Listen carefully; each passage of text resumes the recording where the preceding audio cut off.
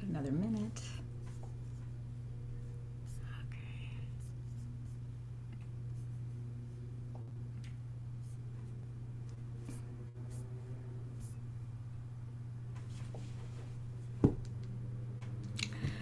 Welcome to Love and Money Secrets TV, and I'm your host, Dame Lillian Walker, and here we are today. And let's see, this is the 4th day of March, and we are talking about the Intuition Manifesto. And so what I want to share with you today is, since we're in the 4th day, we're going to look at the 4th chapter. And in the Intuition Manifesto, I talk about how your heart brain is thousands of times more powerful than your head brain. So let's talk a little bit about that.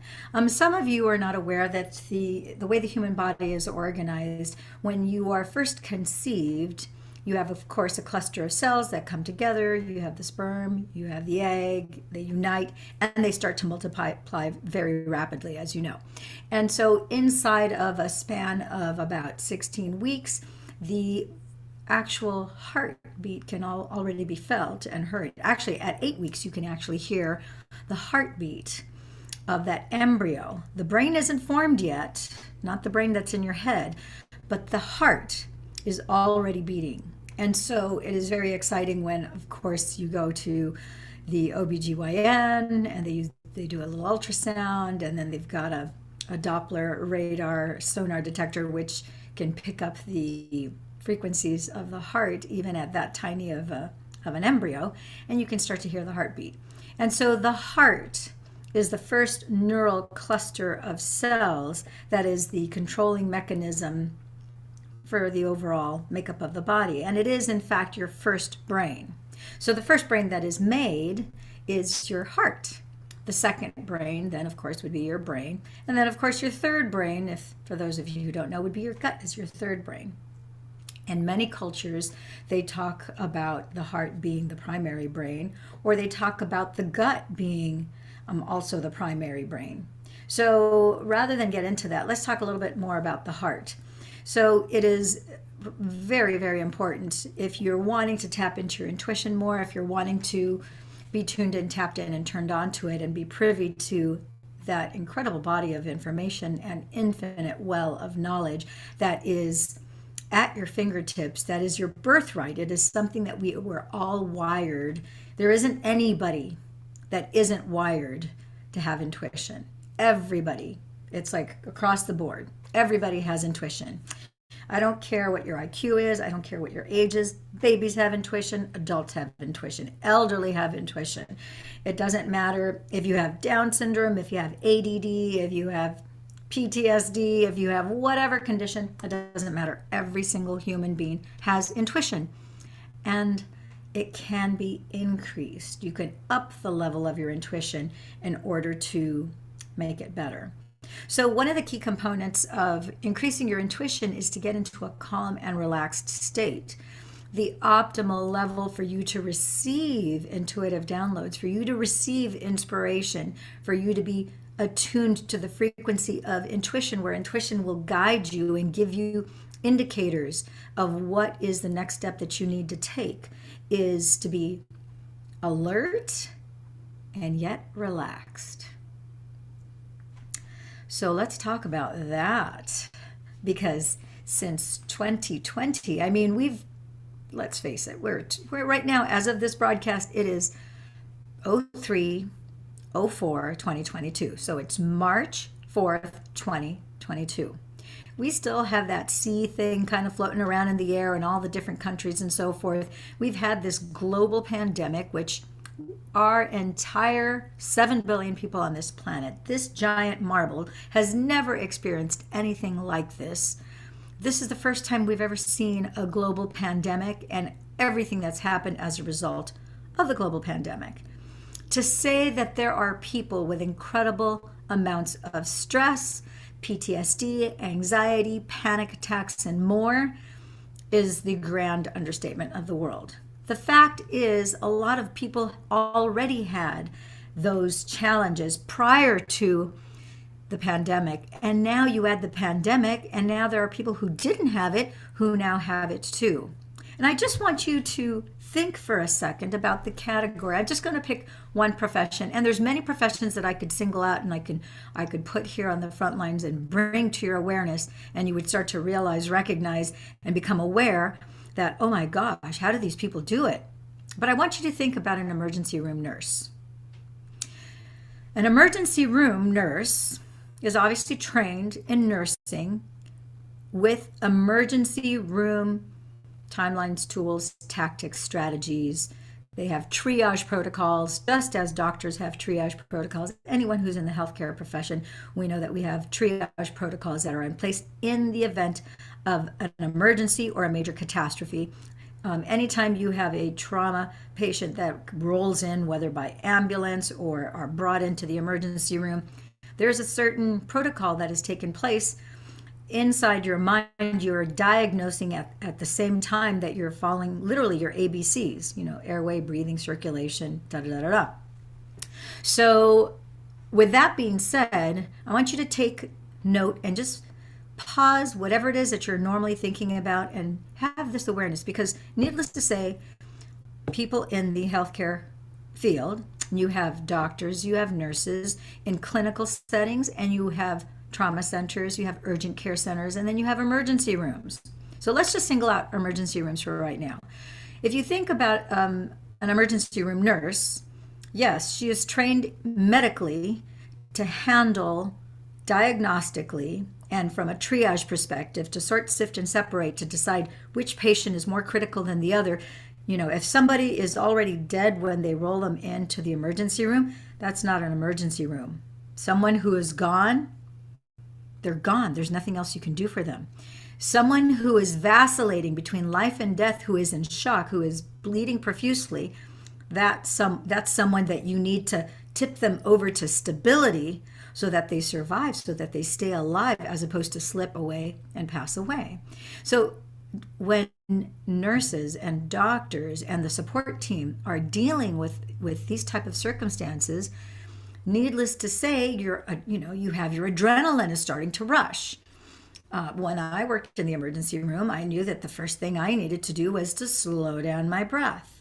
Now, they did not teach that to me in my training as an emergency medical technician or as a paramedic.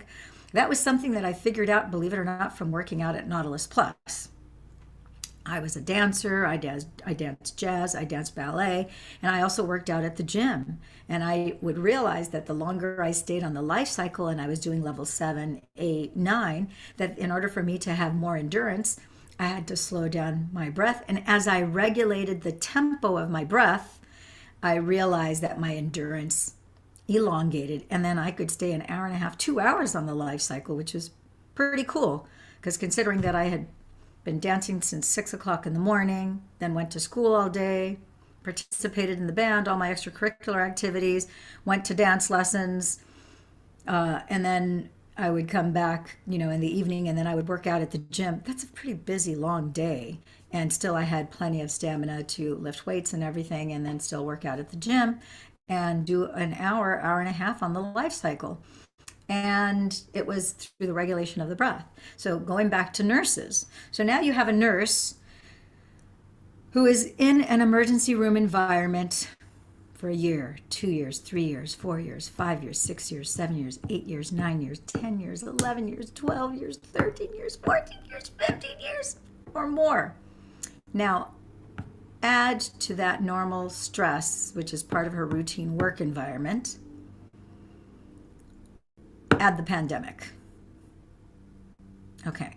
So the first thing I'm going to tell you as a clinical neurosomatic practitioner, the first thing I will tell you is that the human body was not designed to deal with the flight or fight response, to have that adrenaline rush, to have all that trauma in your body, because every time you have an emergency coming in, there's two things that's going on. One thing is that information is being stored in your brain on the left side. And then the second thing is that the tension that you feel in your body as you're rushing, you're looking, you're sorting, sifting, separating, you're diagnosing, you're trying to see airways clear, you're like airway, breathing, circulation, taking the pulse, checking out the breathing rates, checking out the quality of the pulse, yada, yada, yada. There's literally a whole list of things that it's like automatic. You do boom, boom, boom, boom, boom with each person that rolls in. And so it's a high stress environment. The body was not designed for you to be in that high stressful state for a year, for 2 years, let alone 10 years, 15 years or more. Think about the doctors are also undergoing this experience. The technicians, the respiratory therapists, etc., are also experiencing this type of environment. Okay? So why am I bringing this up? It's because we all are experiencing different levels of stress. And the truth of the matter is that just as we give so much attention to our teeth every day, we're so conscientious about every morning and every night, we take our little toothbrush and those teeth that are so hard, you go and you brush your teeth every morning and you brush them every night. Why? You want to make sure that you get the plaque off your teeth, that any residue from any food particles that could cause any kind of decay or any kind of cavities, that you remove that, and that you maintain the area of your teeth. You want bright, white, shiny teeth. You want them to be there for you. You want to look good and pretty. You want to have your pearly whites. And because you want it to last your lifetime. But what do you do for your brain? That's your CPU. That's your control processing unit that basically runs your whole body. Your heart and your brain, those are the masters. For most of us, it's the brain first, then the heart second, until you realize, wait a minute, I need to connect the heart and the brain so that this collaboration, because the heart is 10,000 times more powerful. We've actually measured this. The electric charge that your heart has is 10,000 times more powerful than that of your brain. And I'm talking about electromagnetic frequencies. So it is vitally, critically, imperatively important that you learn to manage yourself and mitigate, eliminate, relieve yourself from any anxiety, panic attacks, post-traumatic stress, stress syndrome, any nervousness, any tension in your body, and that you have a brain brush to remove the plaque, that emotional response, that emotional trauma, that emotional tension that is being stored in the memory bank of your brain. And make no mistakes, from the neck down, your body is like a filing cabinet. So the tension that you feel, the rushing, the running, the everything to do, it's like trying to make sure juggling, keeping all the plates spinning in the air. Your body is holding on to that tension. And with each case, with each thing that goes by, somebody slams the door, you startle, and you have that emotional response. You have, let's say, I'm going to use the example of the emergency room nurse. You have a crazy person that comes in and all of a sudden they're like screaming and yelling and it's causing all sorts of chaos, disrupting all of the patients that are there waiting, eagerly to be seen in the emergency room. And you have this crazy person. It's like everybody's going, what the heck is going on? Somebody going postal in the emergency room lobby. That's another tension. The alarm's going off in your brain and the alarm is going off in your body. Now think about that. For each and every event that you have that creates that alarm response, the fight or flight response, that increases the adrenaline in your body, that increases the cortisol levels in your body, which, cortisol levels increasing in your body is going to increase inflammation in your body over time, especially if you don't know how to clear it. So what happens? Today, maybe you had 3 events. Maybe you had 7, 8, 9 events today because it's a full moon. That's another discussion altogether. But yes, in the emergency room and in the world, when we have a full moon, wherever you're located, there are more events that take place because the full moon affects the water on the planet, which is why we always have a very high tide whenever we have a full moon. Well, guess what? Our body is between 75 and 85% water, depending on your age, depending on your hydration. So if the moon being full is affecting the water levels of the ocean, where it's making the water levels high, what do you think it's doing to your body? That's why people have, that's why sometimes people are called lunatics, because they kind of go kind of manic and crazy during a full moon. That's why women's menstrual cycles are actually cycled with the moon. Gosh, I could do a whole book just on that aspect of how the moon and how your hormones are regulated through your brain being exposed to moonlight through your window. It's crazy. We're not going to segue and detour off of that, but we're going to keep focused with this nurse who's an emergency room nurse who is having all these different incidences day by day for years on end, and with no relief, with a tremendous amount of black plaque on the brain and emotional bad feelings and the vibrational frequency of every time you had tension, you're running and you're like not freaking out because you're in a controlled state. And you do get into an interesting zone when you work in the emergency room, whether you're in the emergency room or you're in an ambulance working out on the field. You don't see or look at people the same way because you have to be in that zone where you're very diagnostic. So you're in a different zone state. But nonetheless, your body is still absorbing and experiencing those vibrational frequencies. So what's the solution? What's the solution for the brain brush and removing that brain plaque? And what's the solution to managing that so that every day you hit a reset button, kind of like... That was easy. It's actually that easy. It's as easy as hitting that button. And the solution is the physiological psi maniocular technique, which is better known as the PSMO method. So I recommend to all of my clients, that's always the first place, like my first go-to, because everybody has different varied levels of stress, anxiety, trauma. Many people have post-traumatic stress syndrome and they don't even know it. They don't even realize that they have a traumatic brain injury that they suffered either in childhood or earlier in their adult life. And that is something that you can, if you want a lot more information about that aspect alone, I would encourage you to check out quietexplosions.com. Quietexplosions.com is about traumatic brain injuries and how basically people have like a ticking time bomb just waiting. It's been exploding in their head and they can't understand why things that they used to do they can't do any longer. And once they have the awareness and they see and they can relate to the people that are on the screen in that documentary, which by the way, as of December, we won 12 film awards and we were Oscar eligible as of the first week of December. So I was one of the associate producers in that film with the Emmy Award-winning producer, Jerry Sher. She just has an incredible body of work, and I'm so humbled and so excited that I was able to be a part of that project. And I worked on the section that dealt with one of our leading experts on the brain, which is Dr. Daniel Amen. So you'll want to check that out. So back to our nurse and what you can do to brush your brain plaque off so that every day you can reset your body so that you're not carrying the burden of all of that vibrational frequency in your body, and you're relinking and resyncing the left and right side of your brain so that your brain relaxes, and then it's a memory without a charge filed in your brain, which is now wisdom.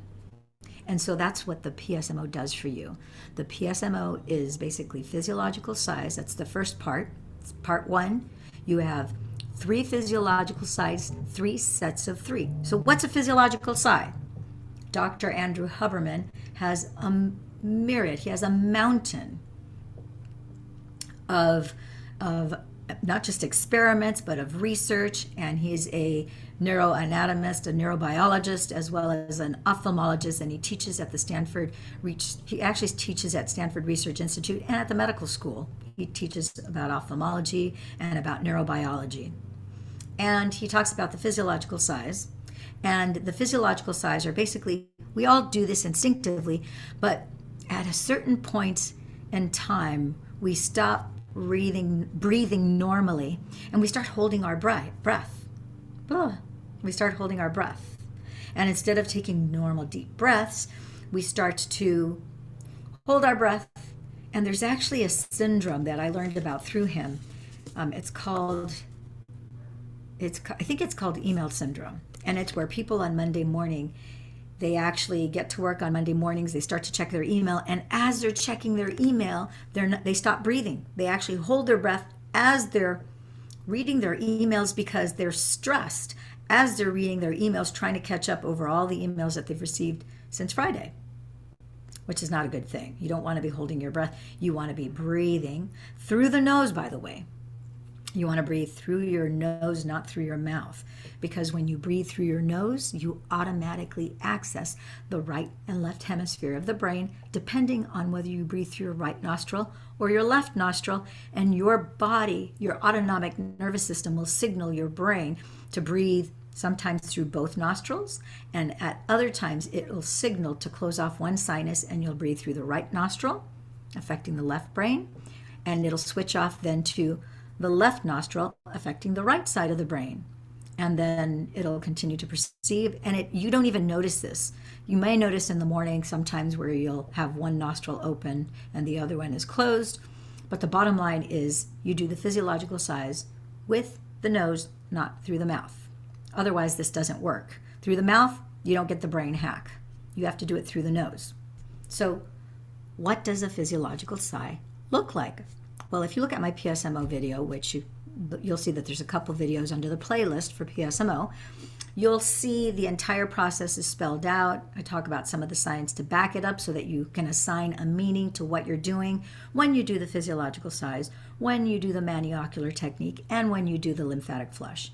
So the first thing is 3 sets of 3 physiological sighs, and they go like this.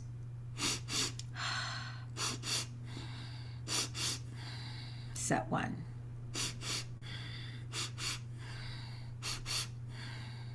Set 2. Set 3. So you saw. That was 1, 2, 3. So it's 2 quick inhales followed by a long exhale. So that's the first section of the PSMO. Only takes about 30 seconds. The next part is going to be the maniocular technique.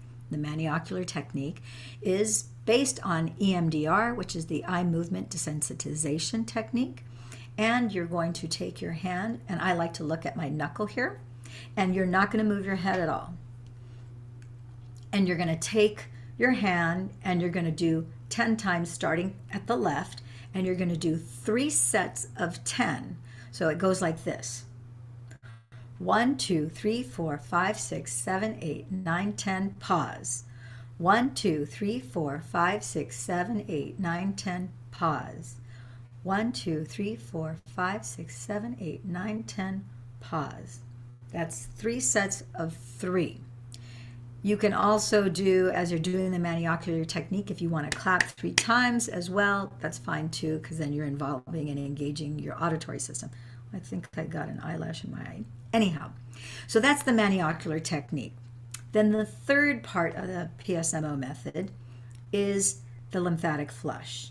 When you put these 3 things together, it resolves and dissolves within 3 minutes anxiety, nervousness, critical thinking, negative thoughts and emotions, panic attacks. I have had private clients who had panic attacks that were so severe they were convinced they were having heart attacks, and they used to frequent the emergency room every 5, 6, sometimes every 30 days. They were at the emergency room, and they no longer have that issue because now they do this every morning as part of their morning routine, just like brushing their teeth. Before they get out of bed, they do this. And so the maniocular technique, move my chair to the side. Hopefully you can hear me pretty good. The mic is a little farther away. But you're going to, just as a boxer, if you notice boxers, they bounce on the balls of their feet, you know, to box. I've never boxed. Well, actually I have boxed. It's not true. I had a friend of mine who, we went to the gym and there were boxing gloves and we practiced boxing, but that's not the point here. The point is that if you notice boxers, they bounce on the balls of the feet. They're not flat-footed. They're on the balls of their feet. If you notice, there's been a really large surge in the use of trampolines and rebounders over the last, I would say, last 10 or 15 years. Why is that? That's because there's proven science to show that when you bounce on a trampoline or a rebounder, which is basically the same thing, a trampoline is just bigger, a rebounder is smaller. But that bouncing action that we're going to do in the lymphatic flush, that helps drain the lymphatic fluid under your armpits and in your groin area. So what we're going to do is we're doing multiple things at the same time. We call the third part the lymphatic flush, but we're actually also increasing our testosterone and our willpower. The motion of spreading your hands wide like this. I learned this from Dr. Cynthia Sue Larson, who is a Berkeley physicist. And there's like 5 different poses that you can do to increase your mood and your energy. And so I took the first part, which is having your hands wide open like this. And what you're going to do is you're going to count to 120 twice. If you want to put music that's 2 minutes long, or if you want to set a timer for 2 minutes, then you don't have to count. But for the first count, you're going to count to 30 with your hands open like this. And then after that, as you're bouncing, and you're kind of twisting a little bit so that you move the joints in your hip and the synovial fluid is moving up and down and it's not stagnant. So men and women the same. Okay, just think of a boxer bouncing on the balls of his feet, and you're going to count to 120 twice, because if you count to 120 twice, that's basically 2 minutes. And then after 30 counts, you're going to turn it into fists, and that increases your testosterone, which will increase your drive. It'll also increase your willpower, and it balances you out. So let's start. 1, 2, 3, 4, 5, 6, 7, 8, 9, 10, 11, 12, 13, 15, 16, 17, 18, 19, 20, 21, 22, 24, 25, 26, 27, 28, 29, 30. 1, 2, 3, 4, 5, 6, 7, 8, 9, 10, 11, 12, 13, 14, 15, 16, 17, 18, 19, 20, 21, 22, 24, 25, 26, 27, 28, 29, 30, 31, 33, 34, 35, 36, 37, 38, 40, 41, 42, 43, 44, 45, 46, 47, 48, 49, 51, 52, 53, 54, 55, 57, 58, 59, 60, 61, 62, 64, 65, 66, 67, 68, 69, 70, 72, 73, 74, 96, 77, 78, 79, 81, 82, 83, 84, 85, 86, 87, 88, 90, 91, 92, 93, 95, 96, 97, 98, 99, 100, 1, 2, 3, 4, 5, 6, 7,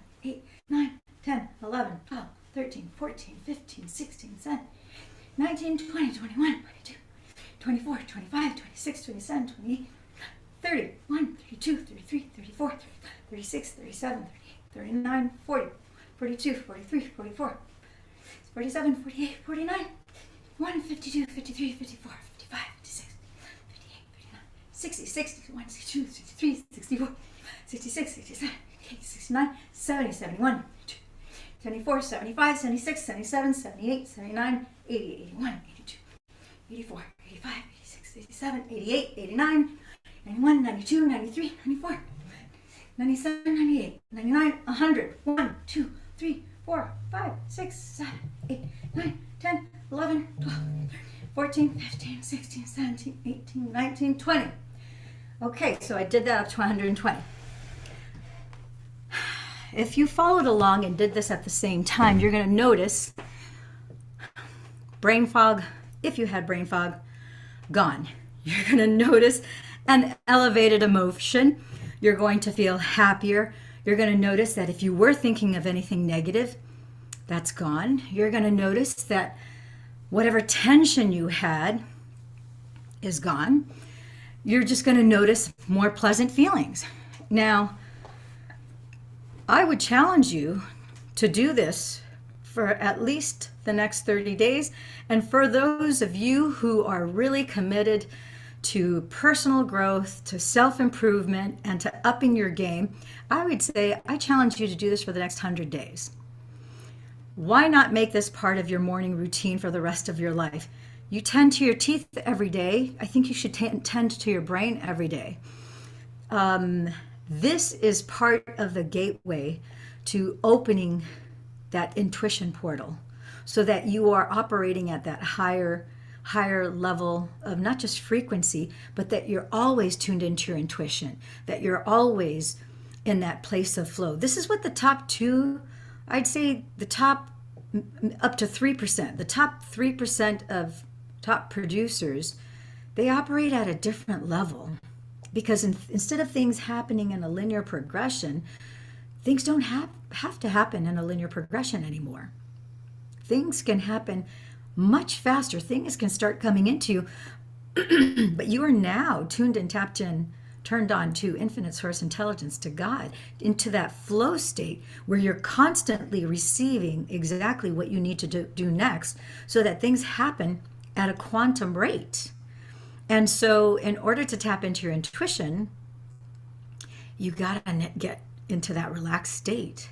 And if you're uptight and nervous, if you're mad, if you're frustrated, if you're hurrying, if you're worrying, you're fighting yourself. That's a barrier. So that's why the first order of business is to acknowledge that you need to get tapped into your heart. And you're not going to do that if you're nervous and you're having all those negative emotions. So let's clear that out. Now that that's done, now you can slow down your breath, slow down your heart, slow down your brain waves. You could be in an alert,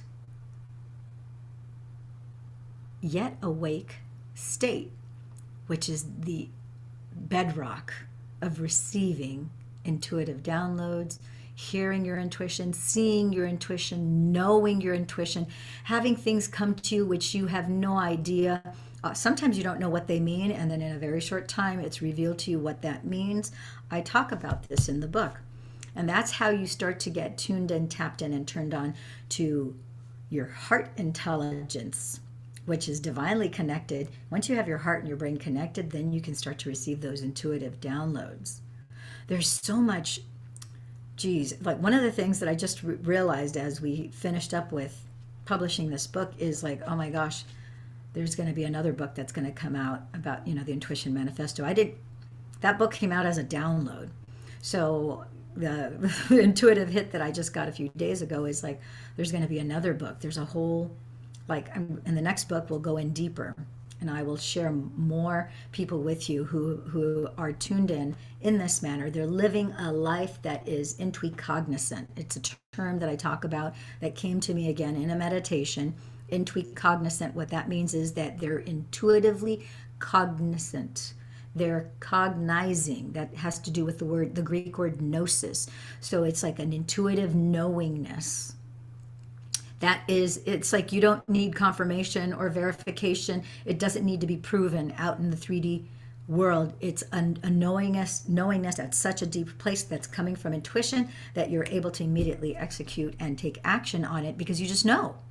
It's just like perfection. And it's not coming from you. It's your tuning into that vibrational frequency. So it comes through you. A much, much, much more beautiful way to live. So I want to encourage you to get your copy today on Amazon of the Intuition Manifesto. Today's broadcast had to do with the Intuition Manifesto and talking about how our heart is so much more, that heart brain is so much more powerful than our brain and our head. And the first step to getting in alignment with that and to get into that relaxed but alert state is to do the PSMO. So check out the video. It'll be put here at the end of this video. You'll see it at the end. And do the PSMO. I challenge you. Let me know in the comments below what you felt after you finished the PSMO. And tell me, are you going to do the 30-day challenge? Which I think is a great place to start. But for those of you who are peak performers, who are always looking to up your game, who want the biggest, fastest, most amazing results, tell me if you're going to do the 100-day challenge. So if you start now, that's all of March, all of April, all of May. That means that by June 1st, you will, or I'd say by the 10th of June, you will have 100 days down. And I'm going to tell you, you're going to see a difference in how you show up and the different things that you start to attract in your world, because that PSMO is the gateway that is now relaxing you, where now you can decide, okay, yes, I'm going to slow down my breath, slow down my heart, slow down my brain waves, and I am going to tune into my intuition. And we will guide you through this Intuition Manifesto book and this series and the videos that we're doing on how to do it with your eyes open as well as your eyes closed. When you start, you're going to get it with your eyes closed, but the truth is, your entire life, you've received this intuition with your eyes opened and your eyes closed. You're just really distinguishing now, and you're turning up the volume on it. It's like the lever the volume, it's like you're turning it all the way up, and now you're going to receive all those benefits. Okay? That's it. We talked about the heart and brain. It's more powerful than the head brain. Get your copy today of the Intuition Manifesto. I want to encourage you, pay it forward. Get a copy for yourself and get a copy for 2 other friends that you want to study this book with. And you can start to practice some of the tools and the techniques that are in this book. And you can start to compare. It's so exciting when you have 1, 2, 3. I have groups of other mystics that we talk about all these different things on a regular basis every day. We are on Telegram, we're on Signal, we're also on WhatsApp and Facebook, and it's so encouraging. It's like we affectionately call each other weirdos because we're spirited. That's what weirdo means. I think I talk about the word weirdo or the word weird in this book. Anyhow, I want you to have that amazing life where it's like, oh my gosh, magical things keep happening to me. Oh my gosh, only great things keep coming my way. And those are affirmations. I have that affirmation on my window. Only great things keep happening to me. Great things keep coming my way. And I say to myself, which is actually absolutely true, I've set my reticular activating system to look for the incredible miracles because magical things keep happening to me. And magical things really do keep happening to me. And as I search for those magical things that keep happening to me, I seem to get more of them. I mean, yesterday, I had the most incredible, okay, I'm gonna, just to give you an example so that you don't think I'm just blowing smoke. This was absolutely, I'm going to actually show you the Facebook message on Messenger because my friend Barry Radu from Canada, dun, dun, dun, I had a wonderful, okay, so here's what happened. About a month ago, I get a call from Barry and he's like, oh my gosh, Gwen's in the hospital. She has COVID. She's having trouble breathing. She's in ICU now. I'm like, oh dear, oh dear, oh dear. So we immediately arranged a coherence healing for her. Now, this is what's interesting is, and then Barry was also suffering secondary effects from him having COVID. So Gwen had COVID, he had COVID. Now, here's the big hiccup. Gwen is a kidney transplant survivor. So several years back, she had a kidney transplant, went through all sorts of hell through that experience, was able to come over, on the other side. And the bottom line is that because of that, she's more susceptible to things like this because of her kidney status. Well, sorry, this turned off and I want to show you. So long story short, so when Barry called me, I said, let's do a coherence healing for Gwen. So immediately we arranged a coherence healing for Gwen, and then I'm talking to Barry on a regular basis, monitoring to see how Gwen is doing, seeing how her improvement is doing. Shortly after we did she went into the hospital, and then almost immediately she went on a ventilator because she could not breathe, and then, as luck would have it, she ended up having blood clots in her lungs. So I want to share you, maybe I could show you some of the string of that information going back so that you can see this started.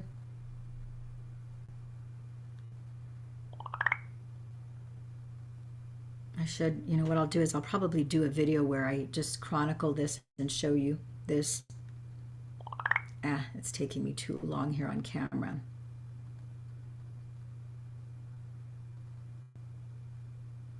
Let me show you what happened yesterday because I got a Zoom call. So this is what happened. Long and short of it is that 45 minutes ago, yeah, here we go. I'm seeing in here. So this is what ended up happening. So we ended up doing a coherence healing for her. Then I told Barry, I said, even though Gwen is in a coma, I said, make no mistakes, Gwen can hear you. I know that from being a clinical neurosomatic practitioner. So I said, they wouldn't let him obviously in the ICU because not only because she had COVID, but because he was recovering, had secondary effects, from COVID and so forth. So he couldn't actually be in the actual ICU with her. So I said, doesn't matter. The nurse is giving you daily updates. So you can just have the nurse hold the cell phone up to Gwen's ear. She can hear your voice and she will follow your instruction. So what I instructed him to do is to tell Gwen, even though I said, you need to know, Barry, and Gwen needs to know that even though she's on a respirator and the respirator is breathing for her, the respirator is assisting her. So even though she's in a coma, she can hear, she can understand, she can still choose to breathe in a certain manner to assist herself so that the respirator can be an even greater benefit to her. So what happened next is I said, just tell Gwen to take 25 long, deep breaths through the nose, as slowly as she can, and at the rate that's comfortable for her. And why did I tell him to tell her that? Because by her doing 25 long, deep breaths through the nose, she would alkalize her body.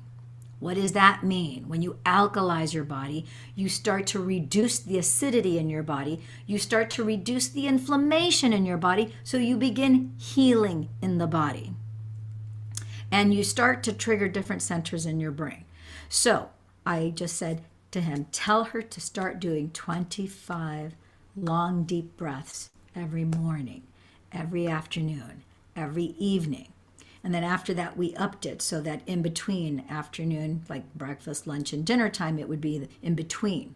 So I really don't know exactly how many times she did end up doing it. I just know that she did it. The next thing was that I got a call from Barry a couple of weeks ago, and sure enough, as we were monitoring it, Barry says, oh my gosh, the doctors can't believe it, because as you know, almost everybody that we've heard of who gets put on a ventilator, the moment they're on a ventilator, right after that, they're gone. And in her case, not only was she having the whole compromise of her breathing, but then on top of that, she had blood clots in her lungs. But it didn't matter.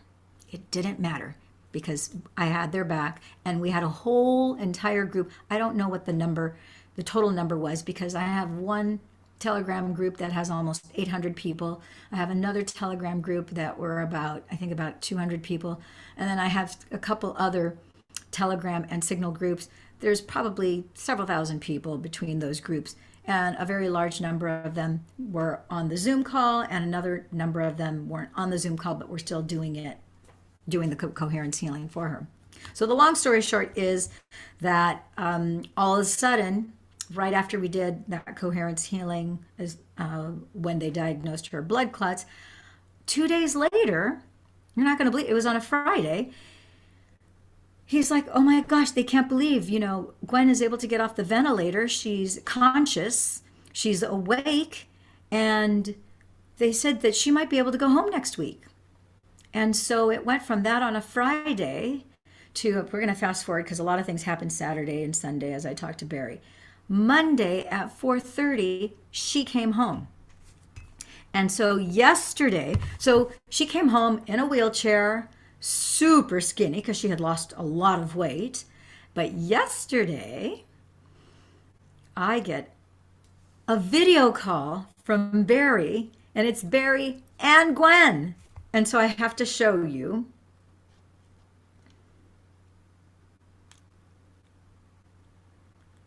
I gotta show you. Okay, this is when they called yesterday, the video chat. You'll see.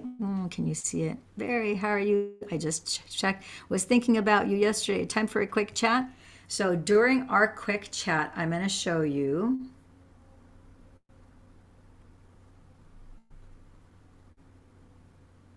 I will show you the picture that I took of them, because I said, oh, I was so overjoyed.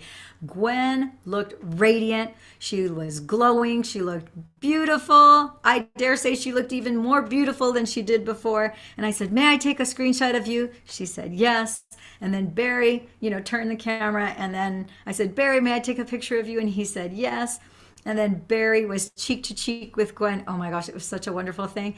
And I could see them cheek to cheek. And I said, oh my gosh, can I get a picture of you guys together so I could share it with the Coherence healing groups and so forth? And they said yes. So I posted this in Coherence International and in my other groups as well. And here's an update. If you're part of my Facebook group, I may have put it also on my Facebook page. Here you have Coherence healing update. I hope you guys can see this. I want my orientation. So Trying to get it just right. So basically it says, this is a coherent healing update we did for Gwen and Barry, Radu.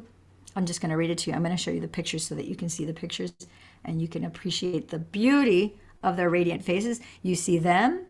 You see, there's a little reflection, huh? Okay, it's a little better on this side. So you can see I'm in the video call with them on the top right, and there they are. Aren't they adorable? And then look at the next picture. That is beautiful Gwen. She's gorgeous, radiant. She looks like she belongs on the cover of a magazine. Unbelievable. And there is a wonderful Barry. Oh my gosh. So ladies and gentlemen, I'm here to tell you that's possible. There's all sorts of things that we think are impossible. Turns out that they're possible. There's a case in point of possibilities and two individuals who chose to be in heart and brain coherence and chose to believe and listened to the intuitive guidance that they had. Absolutely incredible. So I'm so glad I was able to share that joy. I'm still beaming from that yesterday. It was like such an extraordinary call. I can't imagine living any other way. That's what I'm talking about. That's the kind of magic that I get to experience on a daily basis. I feel so much love in my heart, and I want you to feel so much love in your heart too, where you genuinely feel it. So check out, if you are not sure that you know what it's like to feel happy, if you're not sure that you know what it's like to feel love, to feel joy, to feel appreciation, to feel gratitude, to feel bliss, check out the Human Mind Programming Code. We have a 5-part series that just started last night. It was week 1. The intro was last week. If you look in the playlist in this YouTube channel, you'll see Grid Work or Human Mind Programming Grid Word Code with Clint Baggett. Incredible. And it's free. So magical things keep happening to me. Magical things keep happening to me. Magical things keep happening to me. And I want magical things to keep happening for you too. Okay? Get the Intuition Manifesto. The beta group that got the beta group got the smaller book, which is not as nice as this book. Got this version of the book. Just holding the book, people were having extraordinary insights and incredible magical things happening to them, let alone once they started to read the book and apply it. Just holding the book. I want you to experience the same thing. Okay? And know that if you order a paperback, you also get the ebook automatically for free. You don't have to pay for the paperback and the ebook. If you just get the ebook, you buy the ebook. But if you get the paperback, you get the paperback and the ebook. You'll get both, and you'll get to have that kinesthetic experience of the paperback as well as the ebook, which also has the audio portion embedded in it. Okay, that's it. Thank you for tuning in, tapping in, turning on. I have no idea how long it's been. From 222, oh my gosh, it's 309. 9, Tesla numbers 3 and 9, of course. Okay, you'll learn about that also in the Intuition Manifesto book, because I'm a 9. All right, you take care. Thank you, my friends and gems. And as always, ciao for now.